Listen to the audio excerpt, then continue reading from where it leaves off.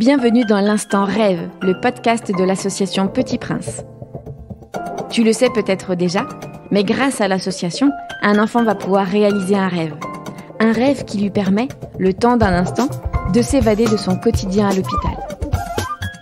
Car oui, rêver stimule l'imagination, fait briller des étoiles dans leurs yeux et ravive les sourires.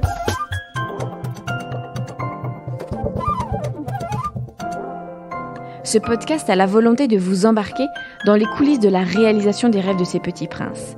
Le tout sans chichi et faux espoirs.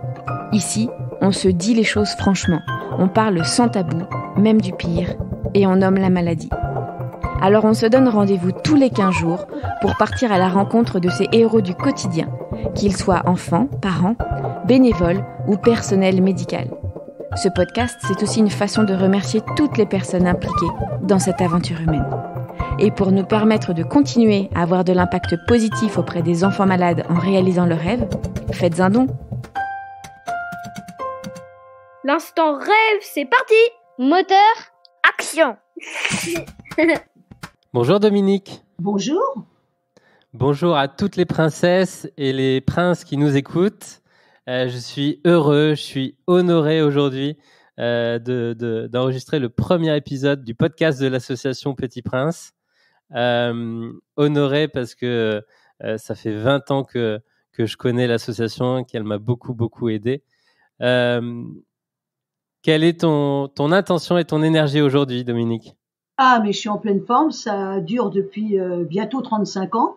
Donc, je crois que quand on a la passion et l'énergie, on peut déplacer beaucoup de montagnes. Génial. Avant donc de te poser la première question, je vais rapidement faire une petite genèse sur justement ces 20 dernières années. Moi, je connais l'association depuis l'an 2000. J'étais dans ma chambre d'hôpital avant de rentrer au bloc pour une grosse opération et c'est mes parents qui m'ont parlé de l'association. 8 ans après, je fais vite. 8 ans après, j'ai 18 ans. Je suis guéri et j'ai réalisé et concrétisé 4 rêves en rapport avec ma passion pour l'aviation grâce à vous, grâce aux bénévoles, grâce aux donateurs. Donc aujourd'hui, je suis vraiment heureux de pouvoir rendre un petit peu l'appareil, contribuer à mon tour et ça a encore plus de saveur depuis que justement depuis 7 mois, je suis papa. Donc, je comprends et je savoure ce bonheur chaque jour. Nous vivons aussi donc une année depuis mars 2020, une période très particulière. Donc, on a voulu du coup lancer ce podcast pour diffuser nos ondes positives et rassembler un petit peu toute cette tribu, toute cette famille, tout l'écosystème autour de l'association. Merci à toi, Gaël. Du coup, est-ce que tu peux nous parler un petit peu de la genèse de l'association, justement, il y a 35 ans, comment et quels ont été un petit peu les débuts? Alors, 35 ans en 2022. Oui. Alors, moi, quand j'étais petite, j'ai eu un souci à une jambe et je rêvais d'être professeur de gymnastique et de ski alpin. Et donc, depuis l'âge de 7 ans, j'avais ces objectifs à atteindre, que j'ai atteints. Donc, parce que j'y ai cru, ça m'a permis de me projeter dans l'avenir, de construire mon quotidien. Et la notion de réaliser ses rêves est une force extraordinaire, tu peux en témoigner d'ailleurs, qui fait que quand, à 30 ans, j'ai lu un article sur une association américaine qui avait accueilli dans un cirque 3 enfants dont le pronostic vital était menacé. Et ce qui m'a étonnée, alors on est en 1987, et ce qui m'a bouleversée aussi, c'est déjà le témoignage du journaliste qui racontait l'histoire de cette association, l'histoire de ces enfants face à la maladie. Et il y avait une photo qui était magnifique, ces enfants qui rêvaient donc de passer quelques jours dans un cirque, étaient habillés de la tête aux pieds avec les perruques, le nez rouge, les chaussures, le costume de clown sur mesure. Et ce qui était magnifique, c'était leur sourire. C'est-à-dire que ces enfants étaient conscients de la pathologie et des traitements qu'ils traversaient, mais malgré tout, ils étaient capables de sourire et de profiter de la vie. Et ça, je l'ai compris bien après qu'un enfant malade est capable de mettre de côté sa maladie pour profiter de chaque seconde.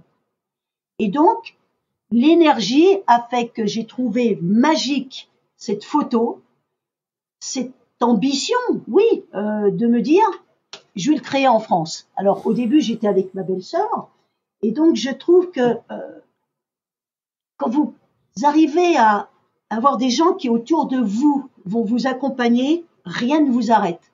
C'est sûr qu'au début, il y avait peu de gens, en 1987, qui se posaient la question à quoi ça sert le rêve. Alors, le rêve d'un enfant malade, c'est très simple, hein, c'est des rêves qui ressemblent aux rêves des enfants qui sont en bonne santé, mais qui deviennent un rêve à cause des hospitalisations, à cause des traitements, à cause aussi des amputations. Donc, ce sont des enfants qui ont des forces phénoménales, quel que soit leur âge, et puis surtout, eux, ils croient dans leurs rêves.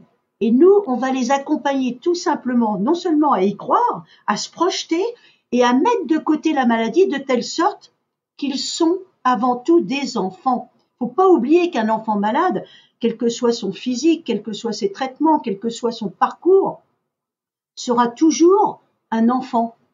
Et donc, si on arrive à protéger son vécu d'enfant et à l'accompagner dans ce qui va le porter, allons-y, allons-y. Alors moi, j'ai eu la chance aussi d'avoir un hôpital parisien, donc qui, quand j'ai été voir ce service d'oncologie pédiatrique à l'hôpital Robert Debré à l'époque, donc j'ai rencontré le professeur de médecine et puis le chef de service, et je leur ai raconté tout simplement que voilà, une association allait mettre en place des rêves, tout simplement. Ils m'ont écouté à peu près pendant une demi-heure, que moi j'y croyais, sans parler de mon histoire personnelle, mais que j'étais persuadée que c'était le petit plus qui pouvait aider les enfants aussi à oublier un petit peu la maladie ou les hospitalisations et d'exister à part entière.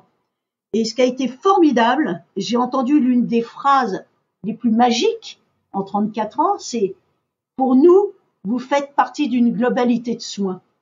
Ouais. Vous venez quand vous voulez dans le service. » Et j'ai eu la chance, pendant à peu près 8 ans, de venir 2 à 3 fois par semaine, même les week-ends, pour échanger avec les médecins, les infirmières, les parents, les enfants. Donc, à être à l'écoute d'un rêve d'un enfant malade en prenant des précautions, puisque j'étais accompagnée, bien évidemment, par un psy, parce que la situation nécessitait d'avoir du recul, d'avoir une place qui était liée au rêve, ne pas être dans le soin, c'était pas ma spécialité, mais j'ai entendu des choses magiques d'enfants qui croyaient fermement à leurs rêves.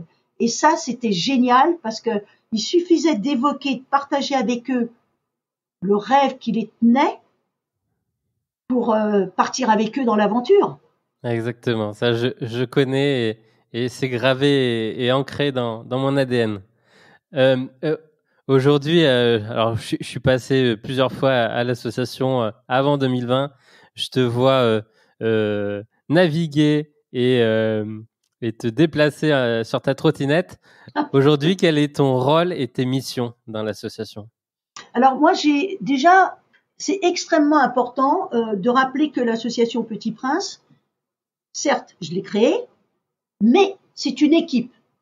Vous prenez une équipe de sport, il y a l'entraîneur en quelque sorte. Et moi, ce que j'aime énormément, c'est favoriser et encourager l'autonomie dans mes équipes. C'est-à-dire qu'il faut que chacun puisse s'épanouir, prendre aussi la lumière, et puis c'est en formant une équipe qu'on arrive à atteindre des objectifs. Il y a un proverbe africain qui dit seul on marche vite, à plusieurs on va plus loin. Et quand vous avez été prof de sport comme moi, vous connaissez le collectif, vous aimez la réussite à plusieurs. Et puis aujourd'hui, je suis un chef d'orchestre parce que j'ai la chance d'avoir des salariés, des bénévoles qui connaissent chacun et chacune leur partition et qui jouent remarquablement. Donc il est évident qu'avec une mission comme Petit Prince, si on réalise plus de 500 rêves par an, il faut avoir une équipe qui est soudée, une équipe qui ne forme qu'un. Et moi, en tant que cofondatrice, donc voilà, je suis un chef d'orchestre avec un formidable orchestre et vraiment des gens extraordinaires.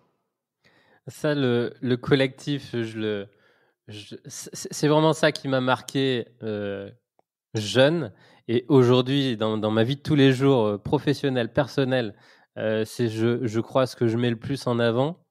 Et justement, les relations avec les bénévoles, le personnel médical, les familles, quels sont peut-être les outils ou tes méthodes, ta manière de faire pour justement que toutes ces relations restent au service de l'enfant et ne soient pas trop une cacophonie? Alors, moi, j'ai une phrase clé, c'est s'entourer toujours des gens qui ont les compétences que l'on n'a pas. C'est-à-dire que quand j'ai créé Petit Prince, évidemment, je suis pas comptable, je suis pas expert comptable, je suis pas juriste, je suis pas. Donc, moi, disons que ce qui me passionne le plus, il y a deux choses, la pédagogie, évidemment, enseigner, recevoir, et puis surtout, travailler avec des gens qui ont des connaissances que je n'ai pas pour que je partage ma passion et eux m'enseignent pour que Petit Prince devienne un magnifique château fort. Et quand je dis château fort, vous êtes accueillis dans la sérénité, dans la sécurité. Et pour moi, comme je disais tout à l'heure, Gaëlle, la passion et l'énergie te permettent de faire des choses extraordinaires parce que les gens vont te suivre. Et si tu leur donnes une place qui est importante parce que tu en as besoin, et ben 34 ans après, tu arrives à faire des choses avec la même passion, avec la même dynamique. Donc voilà, toujours s'entourer des gens qui ont les compétences que l'on n'a pas, de telle sorte à former un groupe professionnel, du professionnalisme toujours, toujours, toujours. C'est génial. C'est vraiment, vraiment ça la clé pour moi aussi. Et je le vois, ouais, je le vois à vos côtés. À combien ou jusqu'à quand tu as réussi et tu as pu participer aux rêves avec les enfants? Alors, il faut déjà savoir, je pense 15 ou 20 ans, les 20 premières années où j'ai pu aller aussi sur des rêves.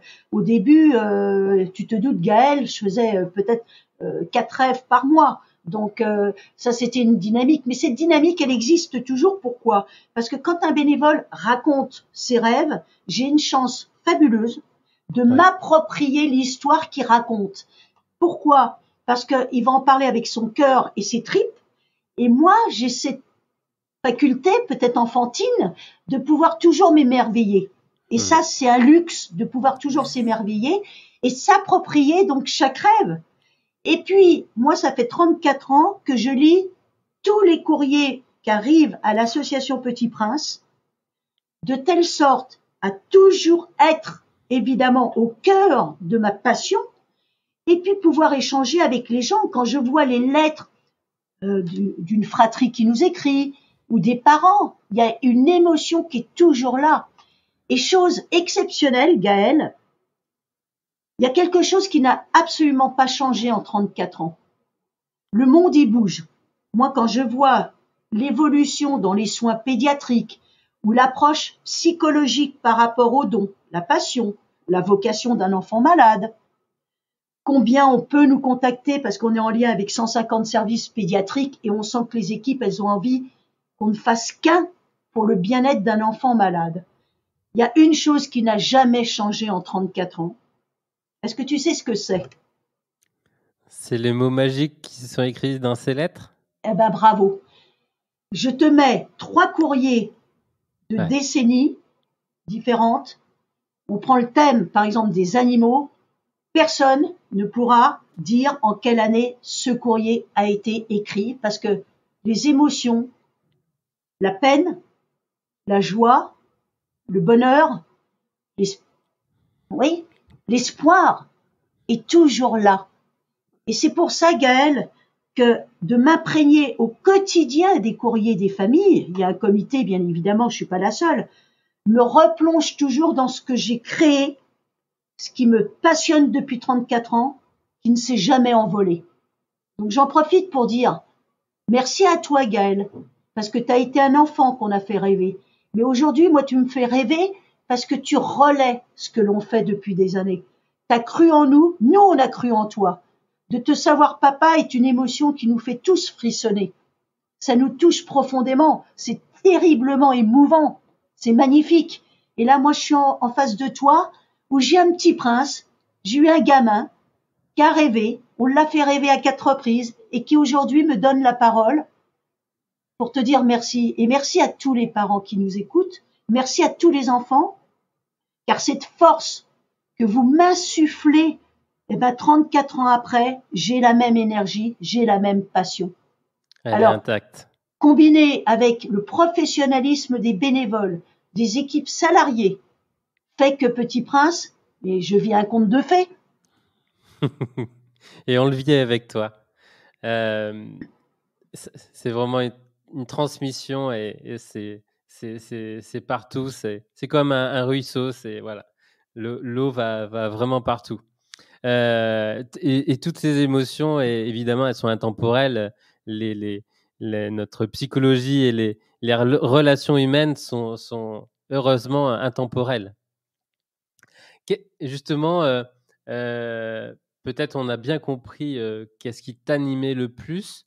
Qu'est-ce qui est le plus difficile à gérer? Qu'est-ce qui est le plus difficile à gérer aujourd'hui? On parle d'aujourd'hui. C'est sûr qu'avec la période qu'on traverse, c'est douloureux de ne pas pouvoir mettre des rêves en présentiel en place. Les bénévoles font un travail absolument remarquable pour être en lien toujours avec les familles et avec les enfants. Alors, on fait certains rêves, évidemment, en visio, où on envoie des cadeaux pour les faire patienter en fonction des thèmes qui les passionnent. C'est une évidence que y a un manque à ce niveau-là. C'est difficile, mais les familles nous font confiance et c'est important. Ils savent qu'on est là, que dès qu'on pourra, on va relancer la fabrique à rêves. C'est un joli mot aussi. Je trouve que c'est joli parce que il existe la fabrique du Père Noël. Alors donc pourquoi pas avoir nos ateliers ici où les noms d'enfants avec des thèmes précis nous font vibrer. Il faut qu'ils gardent espoir. Il faut vraiment qu'ils gardent espoir. Alors c'est sûr quand la maladie rattrape l'enfant, on est là, on essaye d'être là au plus présent pour leur apporter tout notre soutien. Et puis vous savez, le rêve, c'est un mot, c'est un appel téléphonique, c'est un cadeau, c'est des tas de petites choses qui font du bien. Oui, c'est sûr que c'est très multiple et ça peut prendre beaucoup de formes. Juste déjà, hop, avoir une réponse, avoir le prénom du bénévole qui nous suit et tout de suite on a ce soutien et on est accepté on fait partie de la famille. Et tu sais très bien, Gaël, c'est pas à toi que je vais l'apprendre. C'est quoi la magie du rêve? C'est l'avant, toute cette préparation où l'enfant attend, le pendant, quel que soit le nombre de jours, et puis l'après.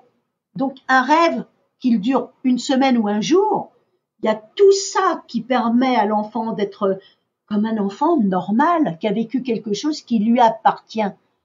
Et c'est vrai qu'avec la conjoncture qu'on traverse, nous, on a vraiment développé auprès des services pédiatriques notre présence. Il y a eu pendant une grande période où les services pédiatriques, malheureusement, les enfants restaient dans leur chambre et ne pouvaient pas circuler dans les couloirs à cause du Covid. Et donc là, on est content parce que depuis à peu près le mois d'octobre-novembre, il y a vraiment une dynamique dans les services pédiatriques qui disent il faut qu'on fasse aussi quelque chose pour les petits de telle sorte que ça continue à vivre. Donc on peut aider dans différents projets, que ça soit artistique, que ça soit musical, que ça soit de la peinture. Donc on est là présent en fonction des demandes des services pédiatriques avec lesquels on travaille. Il y a de très très beaux projets. On y reviendra dans un épisode justement spécifique autour des équipes médicales. As-tu un message à faire passer aux potentiels bénévoles qui se tâtent à rejoindre l'association? Oh, alors, le message, c'est si vous voulez aussi partager des aventures extraordinaires sur le plan humain, vous le trouverez auprès des familles et vous le trouverez aussi auprès des équipes de Petit Prince Donc n'hésitez pas, si vous avez 2 jours à nous offrir pour mettre en place et réaliser les rêves des enfants, sur toute la France, hein, on se déplace en fonction des rêves, évidemment, quand on pouvait, même à l'étranger. C'est-à-dire, rien ne nous fait peur tant qu'on peut faire rêver un enfant et qu'évidemment, il pourra se déplacer. Ouais, j'ai pu aller, grâce à vous, aux États-Unis. Justement, on est à quelques jours il y a quelques jours, Thomas Pesquet est remonté dans l'espace et retourné dans l'espace pour la 2e fois, et j'ai eu l'occasion d'aller visiter la NASA grâce à vous.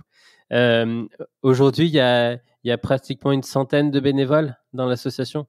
Alors, toute équipe confondue, hein, avec le conseil d'administration, effectivement. Au niveau des rêves, il y a une soixantaine de bénévoles, Okay. Mais il nous en faut encore parce que il y a des rêves à mettre en place qui sont nombreux à cause de cette année qui a été un petit peu, voire très très difficile. Exactement.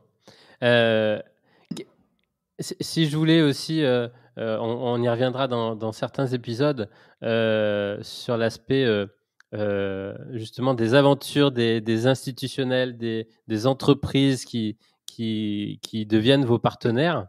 Qu'est-ce que ça apporte justement aux entreprises, aux équipes de faire des dons et d'embarquer leurs collaborateurs, leurs salariés dans l'association et la réalisation de rêves?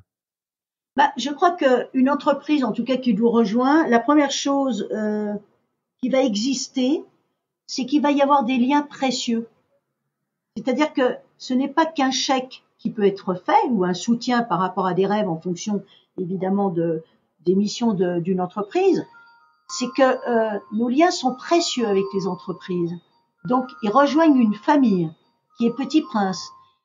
Alors tu vois Gaëlle, quelque chose à laquelle je me suis attachée très très très vite dès le début de Petit Prince, c'est que moi j'ai enseigné le sport dans des clubs de vacances. Et il y avait ce professionnalisme et ce côté familial. Et je me suis dit, je suis convaincue que les familles ont besoin de rire aussi sur les rêves. Chose que j'ai constatée. Ils ont besoin, mais vraiment de partager une énergie, d'oublier la maladie, de se laisser porter. Et ça, je me suis dit, pour moi, Petit Prince, on peut retrouver une ambiance festive, même si la mission, elle est à fleur de peau. On l'a réussi tous ensemble. Et deuxièmement, ça, c'était un vœu, mais profond, dans le cœur, que Petit Prince, si elle grandit, et elle grandit, garde toujours son ADN. Pour moi, c'est ce qui fera toujours la qualité d'une association ou d'une entreprise. Quand tu es capable de contrôler ta croissance. Donc c'est pour ça qu'à un moment, je ne voulais pas des antennes à droite et à gauche, pour la simple raison, c'est qu'il faut pas oublier que la famille Saint-Exupéry, quand j'ai été la voir, m'a confié le nom de Petit Prince. Et créer des antennes quand vous n'avez pas le personnel, c'est extrêmement dangereux parce que l'ADN va vous échapper. Et c'est vrai que je suis très heureuse que les équipes, elles aient toutes ce même état d'esprit, d'être dans une croissance tout en maintenant notre ADN qui est précieux. Et ça, c'est capital. Moi, par exemple, au sein de l'association Petit Prince, mon bureau est 99% de fois ouvert. Que ce soit un bénévole, que ce soit un permanent, on peut me voir dans la journée, dans les 10 minutes ou un quart d'heure en fonction de mes rendez-vous.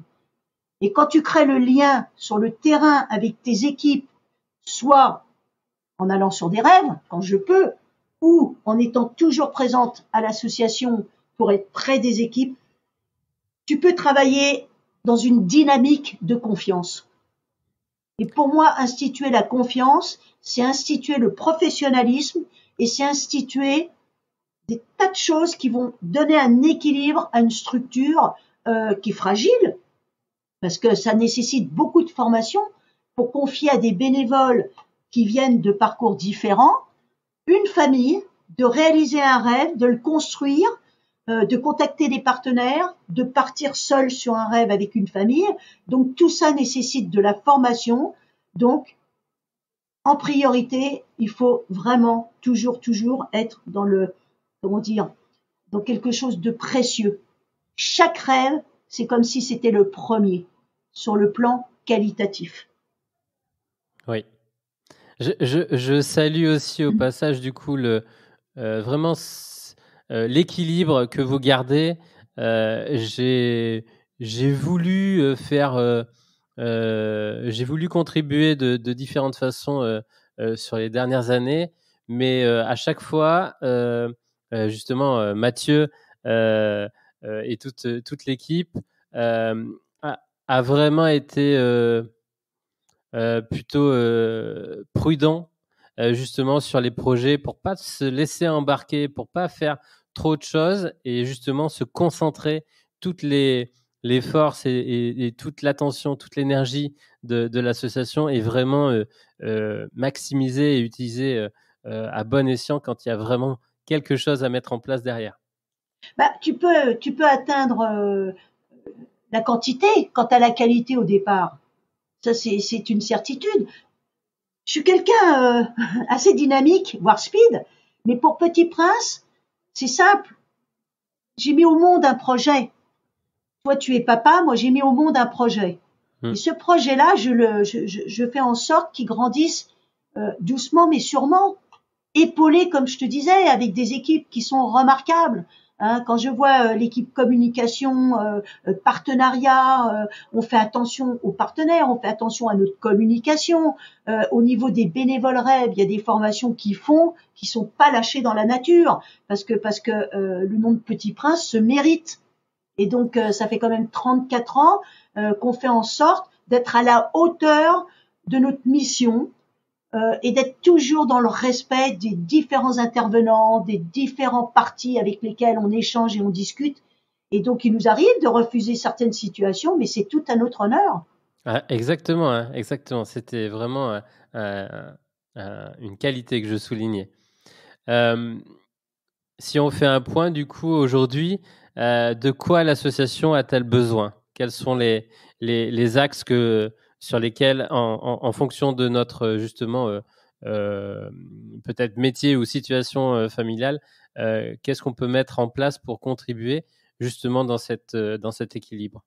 Je rejoins le titre, l'instant rêve. Donc, on a besoin de bénévoles rêves, c'est une évidence. Pourquoi? Parce que on a 500 rêves qui sont en attente. Donc, quand on va pouvoir mettre en place tous ces rêves, c'est une évidence qu'il faut du renfort.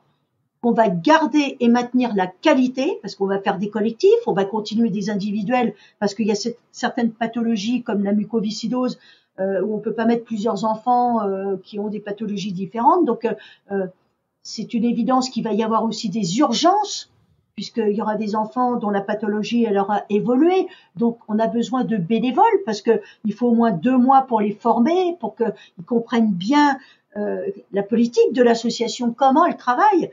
On n'accepte pas forcément tous les bénévoles, mais on a besoin de bénévoles en Île-de-France pour qu'ils puissent être en formation continue. Vous ne pouvez pas, on ne peut pas, il faut pas oublier qu'on est dans l'accompagnement dans la durée, Gaëlle, et tu le sais très très bien. Donc l'association Petit Prince, elle s'attache à accompagner l'enfant le temps que dure la maladie dans l'évolution de la pathologie, de telle sorte à être là au bon moment, avec évidemment la validation des équipes soignantes. Je vais donner simplement un exemple. Une pathologie comme la mucoviscidose ou la myopathie sont des pathologies évolutives et que dès qu'on a réalisé un rêve, on ne va pas en remettre un en place. On sait que dans les pathologies, il y a des paliers qui vont permettre de se reposer et d'être à nouveau là en fonction d'une part des besoins de l'enfant, parce qu'il va y avoir une réhospitalisation, il va y avoir une opération où les médecins nous disent « Attention, la famille, elle baisse les bras, le petit prince n'est pas en forme, il faudrait qu'à nouveau vous puissiez mettre en place un projet. » Donc, on réalise pas les rêves comme ça en claquant des doigts. Tout a une stratégie qui est liée soit à l'évolution psychologique donc du petit patient, ou soit son évolution physique. Donc tout ça se fait au fur et à mesure où il faut qu'on soit là au bon moment avec évidemment validation des équipes soignantes de l'enfant et des médecins de l'association Petit Prince.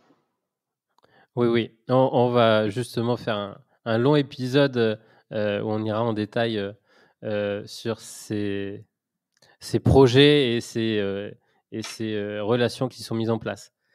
Je vais aller justement à la rencontre des princesses et des princes qui font partie de l'association ou qui sont en cours justement avant de réaliser leurs rêves.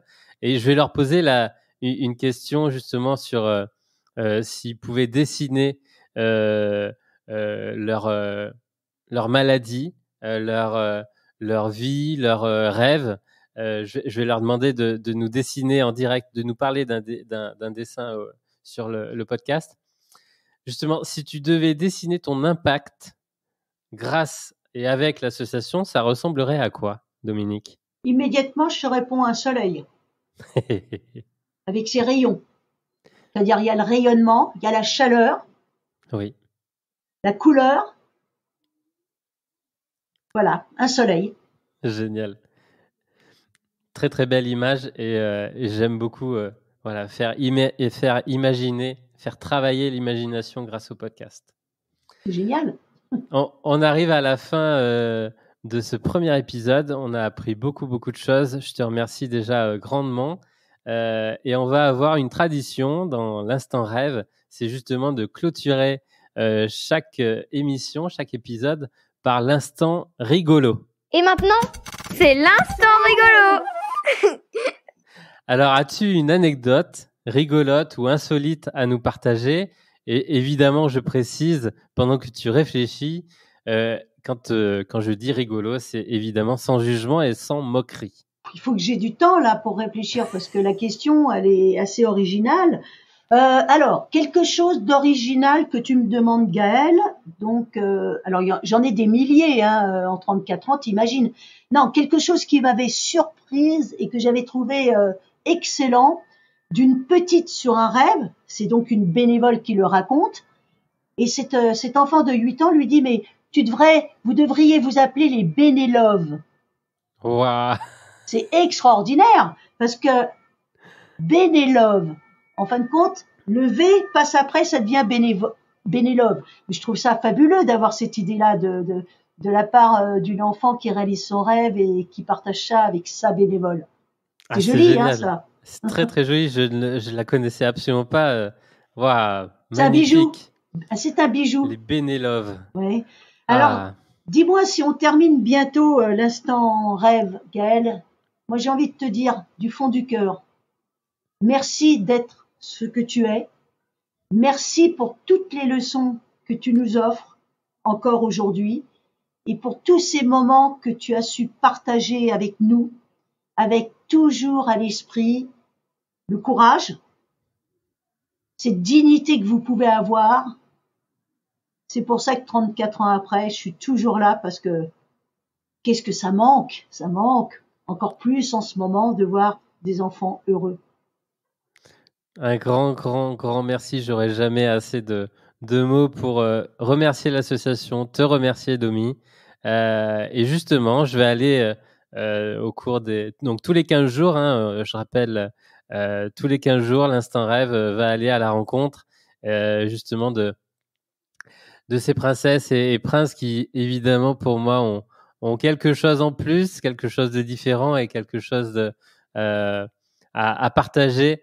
Et du coup, ben voilà, c'est l'occasion aussi d'aller à la rencontre de leur famille, leurs frères, leurs sœurs. Je sais que moi, ma famille a été évidemment impactée et que mon frère s'en rappelle encore, mes parents évidemment. Donc voilà, c'est avec Naturel que je vais aller à leur rencontre et qu'on pourra partager toutes ces ondes, ces anecdotes, ces histoires